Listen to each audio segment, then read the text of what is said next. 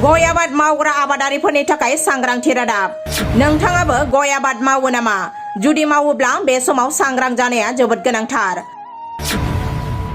बे समाव गय आबादखौ रायजो नाङै फोजोबस्रांनो थांगासिनो एल'इं डिजिसआ। नंगौ, बे समाव गुबुन गुबुन ओनसोलफोराव एल'इं डिजिस बेराम जानानै फारि फारि थैलांनो हमदों गय आबाद, जायनि थाखाय गय आबादारिफोरा खाफालाव आखाइ हमनो गोनां जादों। बेबादिनो चिरां जिल्लानि सिङाव थानाय खुंग्रि आमिनफारा गामिनि अजित मुसाहारिजों लोगोसे आमिनफारा गामिनि गय आबादारिफोरा जोबस्रांनायनि लामायाव। बे गय आबाद जोबस्रांनायनि हालोदखौ मिथिनानै दिनै आबाद बिफान बेंटल सार्कलनि एडिअ राजकुमार गस्वामीजों लोगोसे आबाद बिफाननि फिल्ड अफिसार बिरदाव मुसाहारिमोनहा नायगिदिंफैयो। बिजों लोगोसे एडिअ राजकुमार गस्वामीया फोरमायनाय बादिब्ला बे गय थैनायनि बेरामखौ एल'इं डिजिस होननानैबो फोरमायो, जायखौ होबथानोब्ला आबादारिफोरा जोबोद सांग्रां जानांगोन आरो आबादखौ जोथोन लानायजों लोगोसे मुलि बाहायनो रोंनांगोन होननानैबो बुंथिलाङो।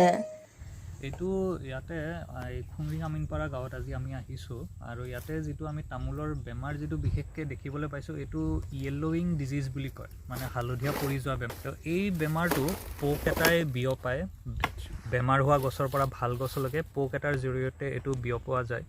আৰু এই বেমাৰটোক আমি কোনো স্প্ৰে কৰি বা কিবা ঔষধ মাৰি পেলাই আমি ঠিক কৰিব নোৱাৰোঁ। তো গতিকে আমি যেতিয়া তামোল খেতি কৰিবলৈ আগবাঢ়োঁ আমি তেতিয়াই কিছুমান কাম কৰা উচিত। যেনে প্ৰথমটো হ'ল যে আমি দুডাল তামোল গছৰ পুলি যেতিয়া আমি ৰুম, তো তেতিয়া আমি দুডাল গছৰ মাজত ডিষ্টেঞ্চটো ভালকৈ ৰাখিব লাগে। প্ৰায় 10 ফুট আমি দুডাল গছৰ মাজত ৰাখি পেলাই আমি গছটো ৰুব লাগে। দ্বিতীয়তে আমি যিখিনি ঠাইত আমি তামোলখিনি ৰোৱা যায়, তো সেই তামোল ৰোৱা ঠাইখিনি আমি চাফা কৰি ৰাখিব লাগে, সঘনাই আমি নিৰণি কৰি থাকিব লাগে যাতে তাতে বন জংঘল নহয়। এই বন জংঘল যেতিয়া তাতে উৎপন্ন হয় তো তাতে এই পোকবোৰে বাহ লয় আৰু এই বেমাৰ হোৱা গছৰ পৰা ভাল গছলৈকে বিয়পাই থাকে। তাৰ উপৰি আমি এইটোও চাব লাগে যে যিকোনো ধৰণৰ আমি ঔষধ প্ৰয়োগ কৰাৰ আগতে আমি যদি ঔষধ প্ৰয়োগ নকৰাকৈ সেই বেমাৰটো যদি আমি ঠিক কৰিব পাৰোঁ তো তেতিয়াহ'লে সেইটো আমাৰ কাৰণে বেছি ভাল হয়।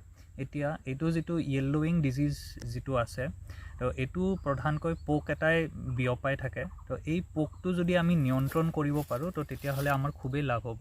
এই পোকটো আমি য়েল্ল' ষ্টিকি ট্ৰেপ ব্যৱহাৰ কৰি পেলাই আমি নিয়ন্ত্ৰণ কৰিব পাৰোঁ। ইয়াতে কোনো কেমিকেল স্প্ৰে কৰাৰ কোনো দৰকাৰ নাই।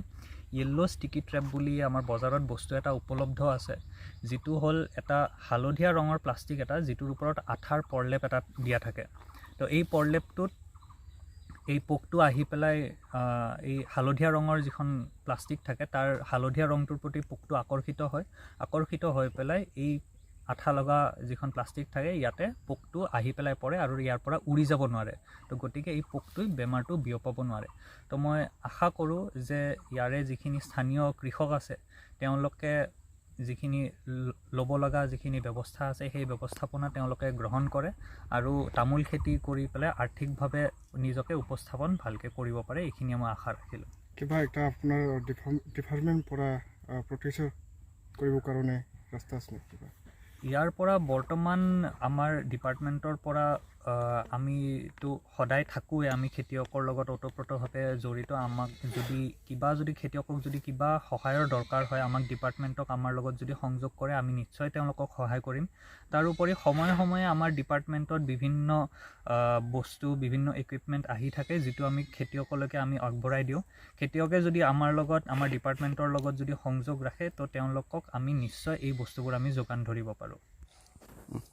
दिनैहाय चिरां जिल्ला आबाद बिफाननि सिङाव थानाय जोंहा बेंटल एडिअ सार्कलनि सिङाव थानाय खान्थालमारि एलेकानि सिङाव थानाय जोंहा नैबे भुरखुजुबारि गामियाव अन्थाइ मुसाहारिनि जे जोंहा थालिर बागान आरो गय बागान गायनाय बेखौ जोंनि बेंटल एडिअ सार्कलनि जोंहा सार्कल अफिसार सार जोंहा राजकुमार गस्वामी बिथांजों जोङो जयैनो बे बागान गायनायखौ जों नायदिंफैदों आरो जों दिनैहाय खोब गोजोननाय मोनदों।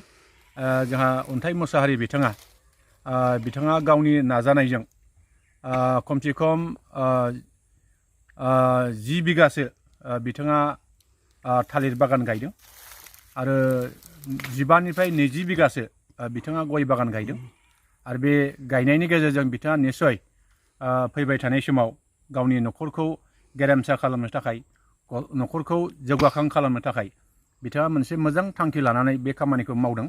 आङो बिथांनो खोब साबायखर जासिगोन। आङो आबाद बिफाननि सासे मावगिरि हिसाबै आं आसा खालामो बिथांजों लोगोसे जोंनि ओनसोलाव गोबां बेबादि आबाद मावनायनि जे थासारि जोंहा निसय फैनांगौ दङ आरो जोंनि आबादारिफ्रा फैबाय थानाय समाव गावनि आबाद मावनायनि गेजेरजों जे गावनो रांखान्थि आरजिनाय, न'खर दैदेननाय, समाज बिथिङाव माखासे खामानि मावनो हानाय बेखिनि बाथ्राफोरखौ निसय जोंनि आबादारिफ्रा साननांगौ दङ आरो मावनांगौ दङ। आरो जोङो बेखौनो बुंगोन जे दिनैहाय सरकारनिफ्राय भारत सरकार, आसाम सरकार आरो बिटिआर सरकारनिफ्राय आबादारिफोरनो गोबां बेबादि मदद आरो हेफाजाब होनायखौ जों दिनै नुबाय थादों।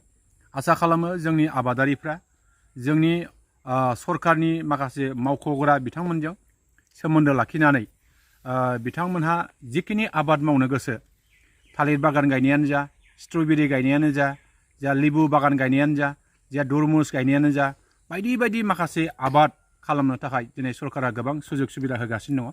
आरो बे सुजुग सुबिदाफोरनि गेजेरजों जोंनि आबादारिफ्रा निसय मोनसे रांखान्थि फोजौनायनि जे सिन्था, जे साननाय, बे साननायफ्रा निसय दिनै गोबां बेबादि जाफुंसारनायखौ जों नुदों।